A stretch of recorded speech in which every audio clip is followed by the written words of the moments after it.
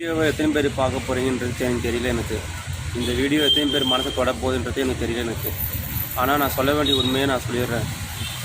வில்லிவாக்கத்தில் புதுசாக ஒரு பிரிட்ஜு ஒன்று கட்டிருக்காங்க. அது ஸ்டாலின் தான் அவரோட தலைமையில் தான் கட்டினாங்க. டிஎம்கே கட்டினது தான். ஸோ அந்த உதாரணத்துக்காக சொல்கிறேன். அந்த பிரிட்ஜு மேலே ஒரு கண்ணுக்குட்டி நேற்று போயிருந்தது. ஒரு காரன் அந்த கண்ணுக்குட்டி ரொம்ப ஸ்பீடாக இடிச்சு தள்ளிட்டு போயிட்டான். அங்கே இருக்கவங்க மலைக்கு என்ன பண்ணுறோம், காருக்காரனை மலைக்கு அந்த கண்ணுக்குட்டியை இடிச்சுட்டு போயிட்டு கேள்வி கேட்டோம். நாங்கள்லாம் கேள்வி கேட்டிருக்கோம். மாட்டு சொந்தக்காரனும் வந்துட்டாங்க. அவரும் எங்களுக்கு ஆதரவாக தான் பேசினார், கண்ணுக்குட்டி ஏன் அப்படி பண்ணிட்டேன்னு. கொஞ்ச நேரம் கழித்து அந்த காரு கிளம்பி போயிடுச்சு. மாடு சொந்தக்காரக்காங்கல்ல, சரி விடுப்பா ஏதோ தெரியாமல் இடிச்சிட்டாருப்பா அப்படின்னு வாக்குமூலம் மாட்டு சொந்தக்காரர் கொடுத்தாரு.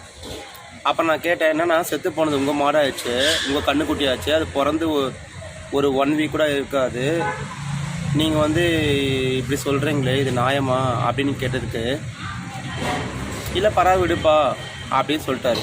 அப்புறம் தான் தெரியுது அந்த செத்து போன கண்ணுக்குட்டிக்கு 3000 ரூபாய் காசு அந்த மாட்டுக்காரன் வாங்கியிருக்கான்னு சொல்லிட்டு. அப்போ ஒரு உயிரோட வேல்யூ 3000 ரூபாய் தானா?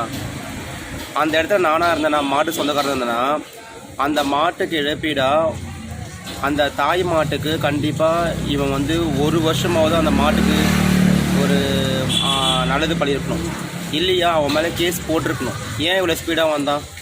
இடிச்சது மாடாக இருந்தானா குழந்தையாக இருந்தானா? உயிர் தானே. இப்போ நான் என்ன சொல்ல வரேன்னா, எத்தனை வருஷம் அந்த தாய் மாட்டு மூலிமா அந்த பால் வாங்கி கறந்து விற்றுருப்பான் அந்த மாட்டுக்காரன். அவனுக்கு மனசாட்சி இருக்குதா கொஞ்சமாவது? எல்லாருமே பேசுகிறோம், எல்லாமே உயிர் தான், குழந்தைங்களும் உயிர் தான், ஜீவராசிகளும் உயிர் தான். ஆனால் ஜீவராசிக்கு இல்லாத பக்குவம் நமக்கு கூட இல்லை. அந்த அளவுக்கு அதுங்களுக்கு பக்குவம் இருக்குது. ஒரு நாள் நம்ம லேட்டாக வந்தால் கூட 10 நாள் பிரிஞ்சு போன மாதிரி அந்த நாய்ங்களும் அந்த ஜீவராசிகளும் அவ்வளோ அழகாக பழகும். உண்மையாக சொல்கிறேன், இது வேதனைக்குரிய ஒரு விஷயம். மாடுங்களை வளர்க்குறவங்க ஒரு வீடு அதுக்குன்னு வச்சு அதுக்குன்னு தீவனம் போட்டு வளர்க்கலாம். இவங்க பாட்டு என்ன பண்ணால் ரோட்டில் விட்டுறாங்க, அது கண்டதே சாப்பிடுது. ஆனால் நோகாமல் பாலை கறந்துக்கிறாங்க. அந்த பாலை எப்படி கறக்குறானுங்க? தமிழ்நாட்டில் சிஎம் சார் முதலமைச்சர் அவர்கள் என்ன பண்ணுறாங்க, போதை ஒழிப்பு சொல்கிறாங்க. மாட்டுக்கு குத்துற ஊசியும் போதை தானே. அந்த ஊசியை குத்துனோன்னு ஹார்மோன் தாராக சுரந்து பால் வருதில்ல, அதுவும் போதை தானே. குடிக்கிற பாலில் கலப்படம் கலக்கலாமா? அப்போ அந்த மாட்டுக்காரங்க மேலே என்ன பண்ண போகிறீங்க? என்னங்க பண்ண போகிறீங்க?